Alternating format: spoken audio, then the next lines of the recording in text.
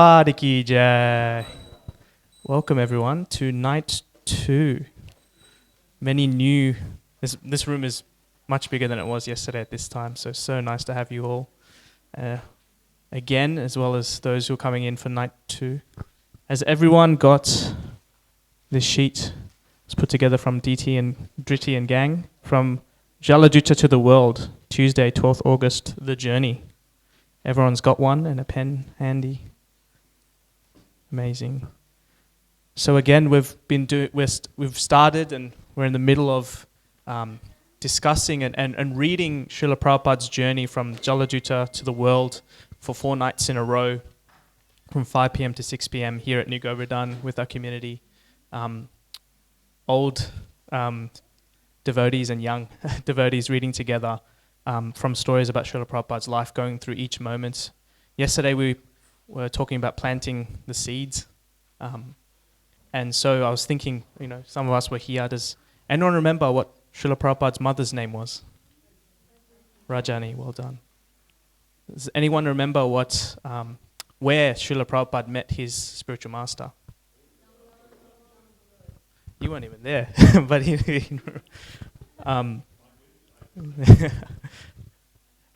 and does anyone remember what Srila Prabhupada's sannyasa guru, who his name was?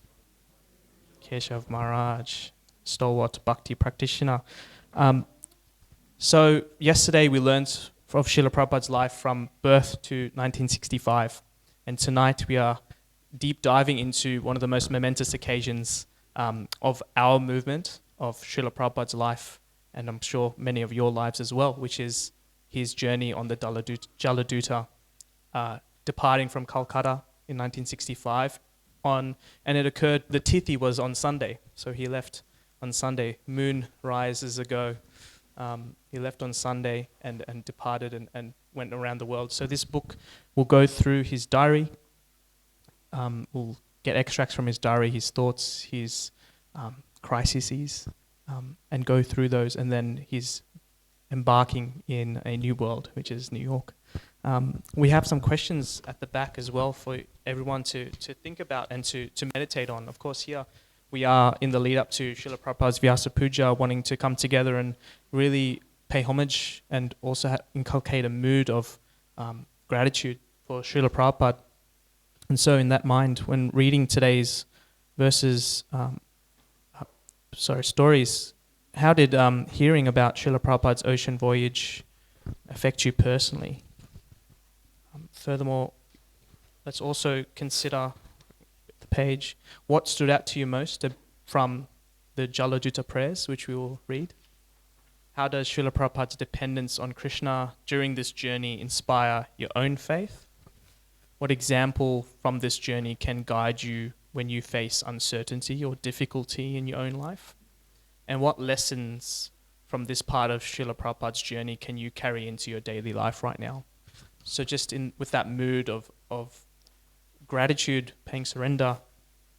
And also what you'll find here is that we've put together some maps for you to also see where Srila Prabhupada was at different parts of his journey. So hopefully we can really get a glimpse into what he was going through and where he was and how that impacted him and also our movement further. So without ado, let's begin. Maybe I'll begin again here from Krishna Rupa and across, and move across maybe to Ambika next. And so, sorry, and again, for those who weren't here yesterday, we will just read from the black headings onwards until the end to the next black heading. So we'll start with Prabhupada prepares to depart for the West.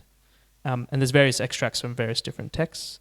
And then we'll move on to the next reader from there. I might take a bit of control today with readers, and please don't take offense. But so we have about some pages at the end. And then at the end, what we'll do is we'll come back and discuss those questions, and we'll break off into pairs or whatever group you prefer and discuss those things together. So we'll begin. Oh, yes. Who came for the readings or who came for milk and cookies? Just in case you came for the cookies and milk, just in case, that's why I forgot, because I thought you were all here for the readings, they're just up the back. You can see a couple of them. I can see Bhakta Lucas hammering away at it. Please, before it's all gone, it's right there. There's milk there. I believe there's tea there, and there's cookies as well. Yeah, I don't know if there's a COVID restriction on cookies, just like there was tissue paper, but there are cookies there, so please help yourself. Thank you. I just want to mention in my Bhagavatam class on Friday, I'll be showing some quite rare photos of Prabhupada's birthplace, Dr. Bose's laboratory, and the port where Srila Prabhupada left, and it's port number 4, so I managed to go there, and also pictures of the very first deities he saw, which was not Radha Govinda, but Radha Madan Mohan, which was located not very far from where his birthplace was. So if anyone's there, it won't take long, but there's some nice photos there. So Prabhupada prepares to depart for the West. Prabhupada, Messenger of the Supreme Lord by Satsvarup Das Goswami. In 1965, now with passport and sponsorship papers, Bhaktivedanta Swami went to Bombay, not to sell books to raise funds for printing, but to seek assistance in getting to America. He approached Sumati Muraji, the head of the Scindia steamship line, who had helped him with a large donation for printing Volume 2 of Srimad Bhagavatam. He showed his sponsorship papers to his secretary, Mr. Chokshi, who was impressed and went to Mrs. Murarji on his behalf. The Swami from Vrindavan is back, he told her. He has published his book on your donation. He has a sponsor and he wants to go to America. He wants you to send him on a Scindia ship. Mrs. Murarji said no. The Swami was too old to go to the United States and expect to accomplish anything. Mr. Choksi conveyed to him Mrs. Murarji's words, but Bhaktivedanta Swami listened disapprovingly. She wanted him to stay in India and complete Srimad Bhagavatam. Why go to the United States, she had argued. Finish the job here. But Bhaktivedanta Swami was fixed on going. He told Mr. Choksi to convince Mrs. Murarji and even coached him on what to say. I find this gentleman very inspired to go to the States and preach Lord Krishna's message to the people there. But when Mr. Choksi told Mrs. Murarji, she again said no. The Swami was not healthy. Besides, people in America were not so cooperative and they would probably not listen to him. Exasperated with Mr. Choksi's ineffectiveness, Bhaktivedanta Swami demanded a personal interview. It was granted, and a grey-haired but determined Bhaktivedanta Swami presented his emphatic request. Please give me one ticket. Sumati Murarji was concerned. Swamiji, you are so old. You are taking this responsibility. Do you think it is all right?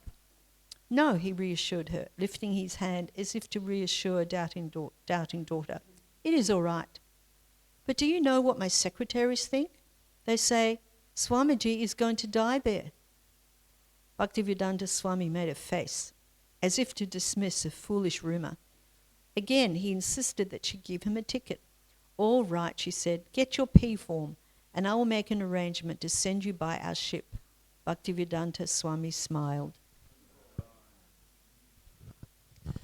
Prabhupada prepares to board. Prabhupada, Messenger of the Supreme Lord by Satsvarup Das Goswami. Mrs. Morarji scheduled a place for him on one of her ships, the Jaladuta, which was sailing from Calcutta on August 13th. She had made certain that he would travel on a ship whose captain understood the needs of a vegetarian and a Brahmana, and she told the Jaladuta captain, Arun Pandya, to carry extra vegetables and fruits for the Swami. Mr. Choksi spent the last 2 days with Bhaktivedanta Swami in Bombay, picking up the pamphlets at the press, purchasing clothes and driving him to the station to catch the train for Calcutta. A few days before the Jaladuta's departure, Bhaktivedanta Swami arrived in Calcutta. He had only a suitcase, an umbrella, and a supply of dry cereal. He didn't know what he would find to eat in America. Perhaps there would be only meat. If so, he was prepared to live on boiled potatoes and the cereal which he carried with him. His main baggage, several trunks of his books, were being handled separately by Scindia Cargo. 200 3-volume sets.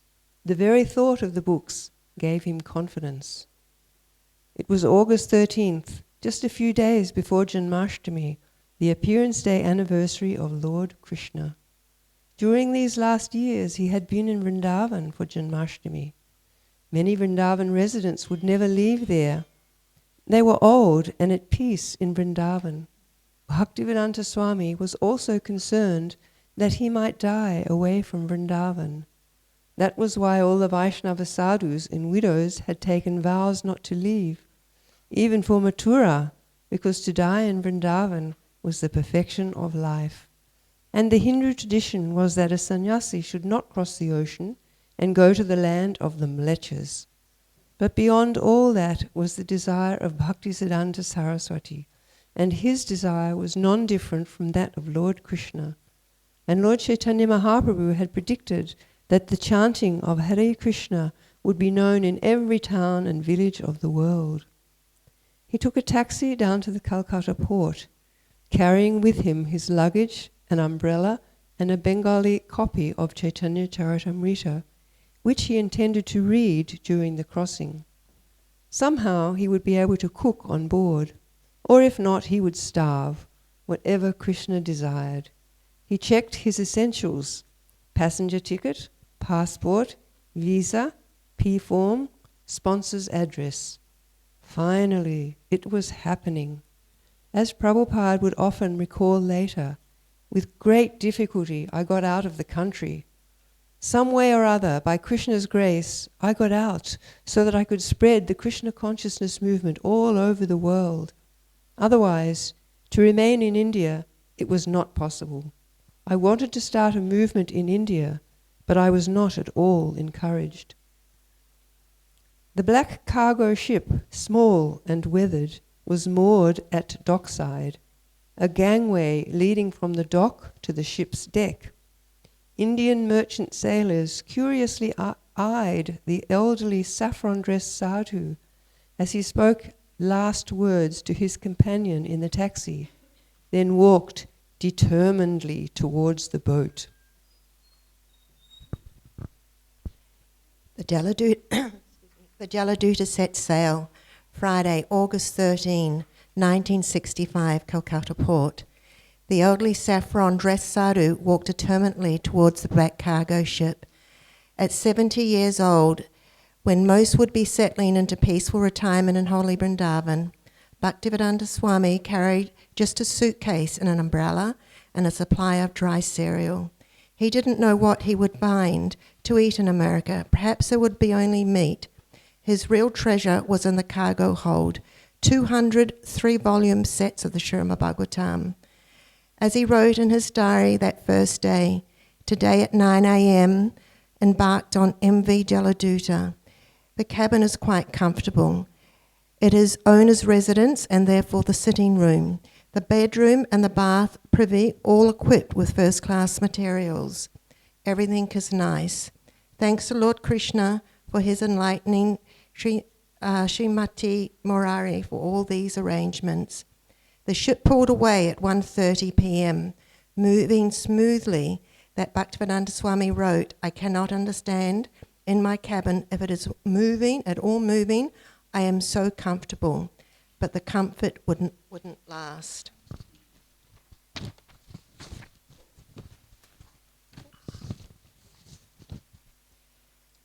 Into rough waters, Saturday the 14th, 1960.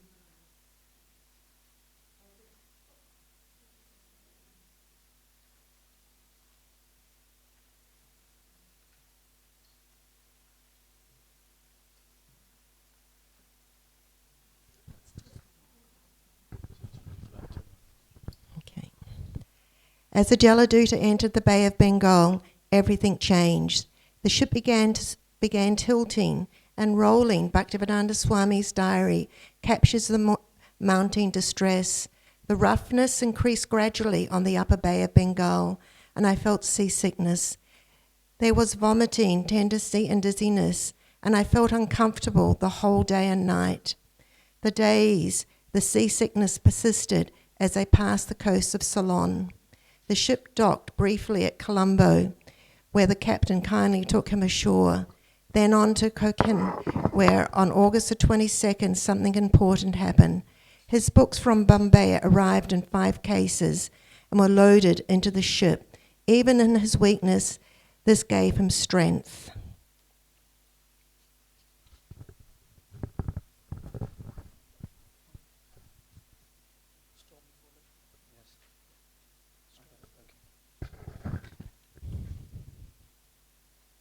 The Storm Before the Calm. Monday the 23rd of August 1965, the Arabian Sea. The diary entry is brief but ominous. Today, Anada Akadashi. We started towards Red Sea on the western front. My seasickness began again. Headache, vomiting tendency, no hunger, dizziness, and no energy to work. It is continuing. Then for several days the diary goes silent, except for dates. Wednesday the 25th of August 1965, beginning from today down. Thursday the 26th of August 65, Friday the 27th of August 65. What happened during those silent days would only be revealed later.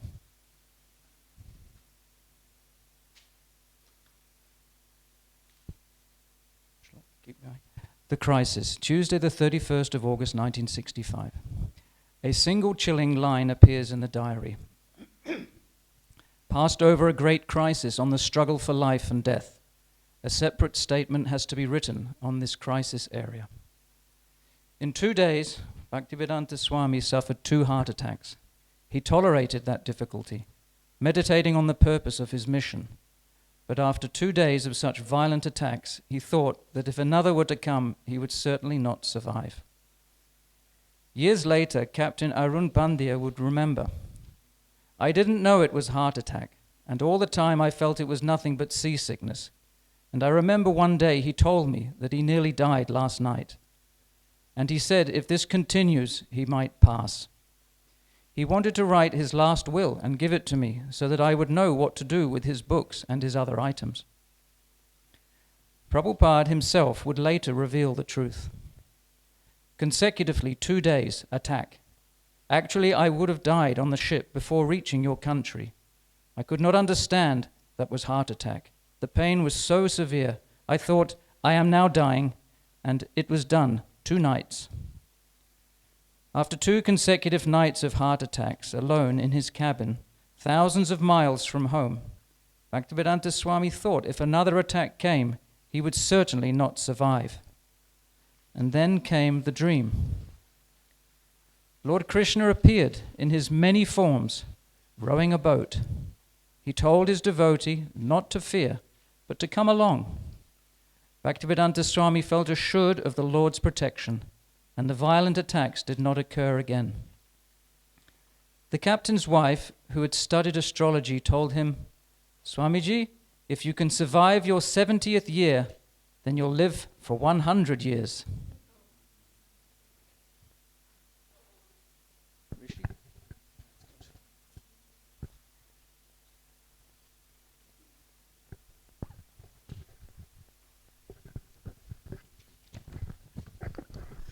A miraculous recovery. 1st through 13th of September 1965. As the ship passed through the Suez Canal and entered the Mediterranean, then out through Gibraltar into the Atlantic, something extraordinary happened. The famously turbulent Atlantic Ocean became calm, unusually, impossibly calm. Thursday, 9th September 1965, Bhaktivedanta Swami wrote, the whole day was clear and almost smooth. I'm taking my food regularly and got some strength to struggle. The nectarine of life is Sri Chaitanya Charitamrita, the source of all my vitality. By September 13th, the miracle was undeniable. The ship's officers were amazed. Bhaktivedanta Swami recorded, the captain tells that they have never had such calmness of the Atlantic. The chief engineer, Mr. Travers, told him he'd never experienced such calm and quietness in the Atlantic. There was always typhoons, cyclones, fog lasting for days on every trip. Bhaktivedanta Swami's response was simple. I said it is Lord Krishna's mercy. His wife asked me to come back again with them so that they may have a calm Atlantic Ocean. If Atlantic would have shown its usual face, perhaps I would have died. But Lord Krishna has taken charge of the ship.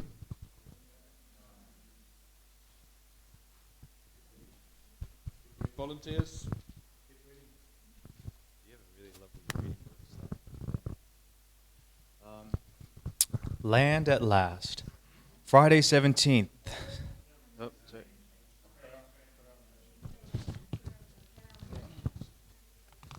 Sorry, everybody. Here, thank you. A Prayer on the Ocean. Monday 13th, September 1965, the Atlantic Ocean. 32nd day at sea. Alone on the vast Atlantic, having survived death itself, Bhaktivedanta Swami opened his heart to Krishna. He composed a Bengali poem that revealed everything, his inadequacy, his determination, and his complete dependence. Prayer to the lotus feet of Krishna by His Divine Grace A.C. Bhaktivedanta Swami Prabhupada on board the ship Jaladuta, September 13, 1965. I emphatically say to you, O brothers, you will obtain your good fortune from the Supreme Lord Krishna only when Srimati Radharani becomes pleased with you. Srimad Bhakti Siddhanta Saraswati Thakur, who is very dear to Lord Gauranga, the son of Mother Sachi, is unparalleled in his service to the Supreme Lord Sri Krishna. He is the great saintly spiritual master who bestows intense devotion to Krishna at different places throughout the world. By his strong desire, the holy name of Lord Gauranga will spread throughout all the countries of the Western world, in all cities, towns, and villages on the earth, from all the oceans, seas, rivers, and streams. Everyone will chant the holy name of Krishna. As the vast mercy of Sri Chaitanya Mahaprabhu conquers all directions, a flood of transcendental ecstasy will certainly cover the land.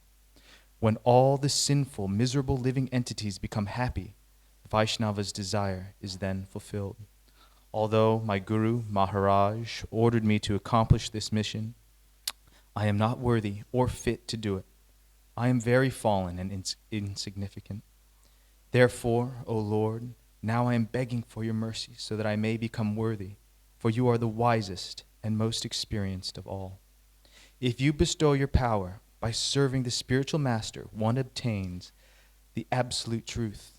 One's life becomes successful. If that service is obtained, then one becomes happy and gets your association due to good fortune. My dear Lord, O Supreme Personality of Godhead, because of my association with material desires, one after another, I was gradually falling into a blind well full of snakes, following the general populace. But your servant, Narada Muni, kindly accepted me as his disciple and instructed me how to achieve this transcendental position. Therefore, my first duty, is to serve him. How could I leave this service? Prahlad Maharaj to Lord Nrsimhadeva, Bhagavad 7:9-29 O Lord Krishna, you are my eternal companion. Forgetting you, I have suffered the kicks of Maya birth after birth. If today the chance to meet you occurs again, then I will surely be able to rejoin you. O dear friend, in your company I will experience great joy once again. In the early morning I will wander about the cowherd pastures and fields, running and frolicking in the many forests of Raj. I will roll on the ground in spiritual ecstasy. Oh, when will that day be mine? Today that remembrance of you came to me in a very nice way. Because I have great longing, I called you. I am your eternal servant, and therefore I desire your association so much. O Lord Krishna, except for you, there is no other means of success.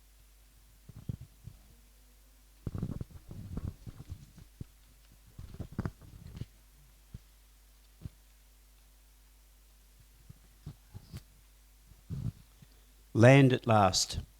Friday the 17th of September 1965, Boston Harbour. After 35 days at sea, the Jaladuta reached Boston. While docked at Commonwealth Pier, Bhaktivedanta Swami composed another poem, Makin Bhagavata Dharma, questioning why Krishna had brought him to this strange land.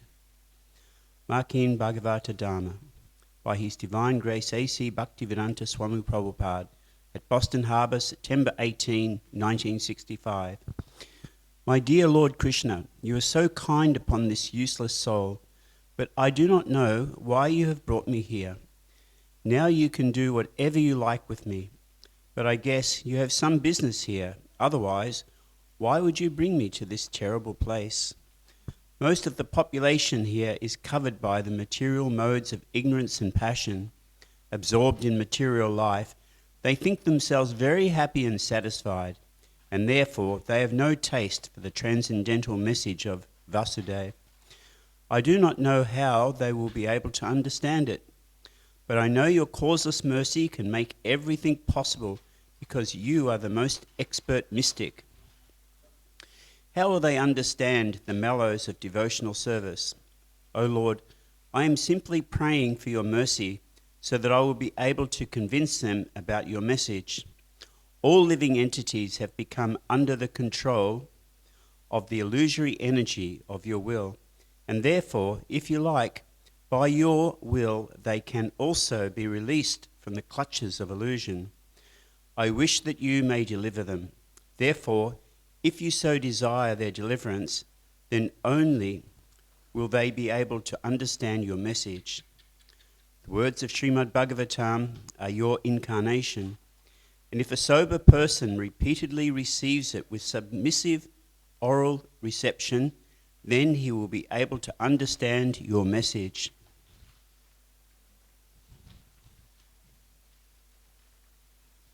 It is said in the Srimad Bhagavatam 1:17-21, Sri Krishna, the personality of Godhead, who is the Paramatma, the Supersoul in everyone's heart, and the benefactor of the truthful devotee, cleanses desire for material enjoyment from the heart of the devotee, who has developed the urge to hear his messages, which are in themselves virtuous when properly heard and chanted.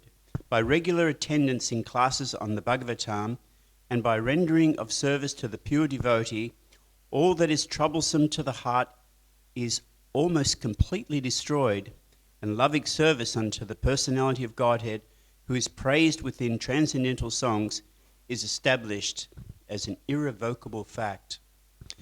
As soon as irrevocable loving service is established in the heart, the effects of nature's modes of passion and ignorance, such as lust, desire, and hankering, disappear from the heart. Then the devotee is established in goodness, and he becomes completely happy. Thus established in the mode of unalloyed goodness, the man whose mind has been enlivened by contact with devotional service to the Lord gains positive scientific knowledge of the personality of Godhead in the stage of liberation from all material association.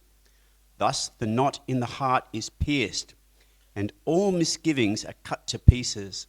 The chain of fruitive actions is terminated when one sees the self as master. He will become liberated from the influence of the modes of ignorance and passion, and thus all inauspicious things accumulated in the core of the heart will disappear. How will I make them understand this message of Krishna consciousness? I am very unfortunate, unqualified, and the most fallen. Therefore I am seeking your benediction so that I can convince them, for I am powerless to do so on my own. Somehow or other, O Lord, you have brought me here to speak about you. Now, my Lord, it is up to you to make me a success or failure as you like. O spiritual master of all the worlds, I can simply repeat your message. So if you like, you can make my power of speaking suitable for their understanding. Only by your causeless mercy will my words become pure. I am sure that when this transcendental message penetrates their hearts, they will certainly feel engladdened, and thus become liberated from all unhappy conditions of life. O Lord, I am just like a puppet in your hands. So if you have brought me here to dance, then make me dance. Make me dance, O Lord. Make me dance as you like. I have no devotion, nor do I have any knowledge, but I have strong faith in the holy name of Krishna. I have been designated as Bhaktivedanta, and now, if you like, you can fulfill the real purport of Bhaktivedanta. Signed, the most unfortunate, insignificant beggar, A.C. Bhaktivedanta Swami, on board the ship Jaladuta, Commonwealth Pier, Boston, Massachusetts, USA, dated the 18th of September, 1965.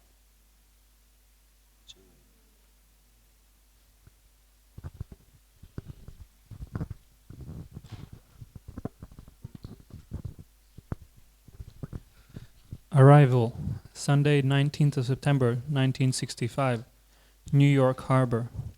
The Jaladuta sailed into New York Harbor and docked at Brooklyn Pier at 17th Street.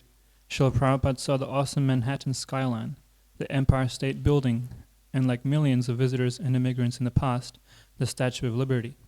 The diary's final entry is simple. Today is the 30th day of our journey, and we reached New York Port at 12:30 a.m., about 3 hours later than the scheduled time.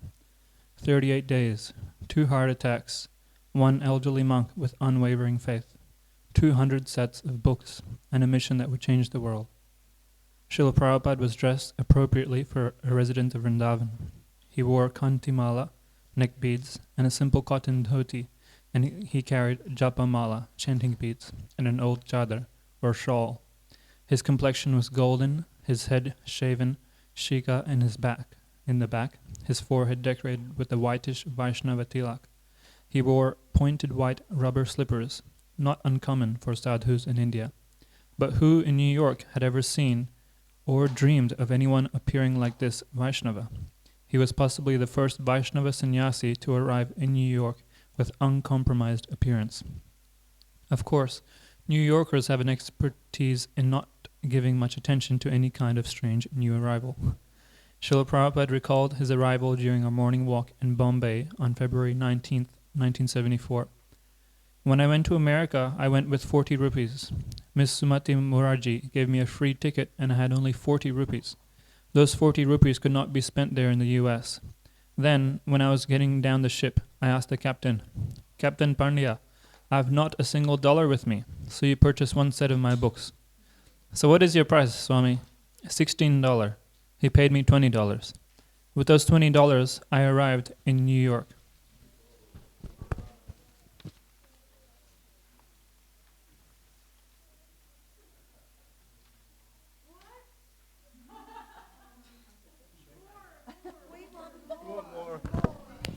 What more?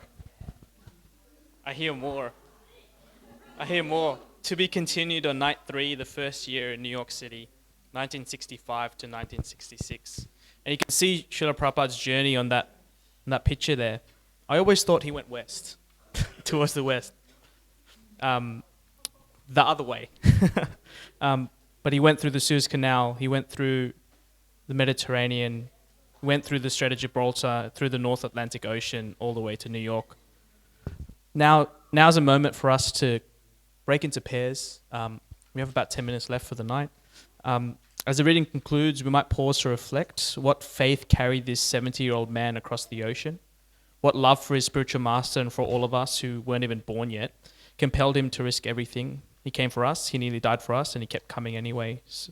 So if you can break into pairs and discuss your realizations and your thoughts and the feelings from reading this thing. And tomorrow we'll be here at the same time for night 3, the first year in New York City, and we promise there'll be a lot more.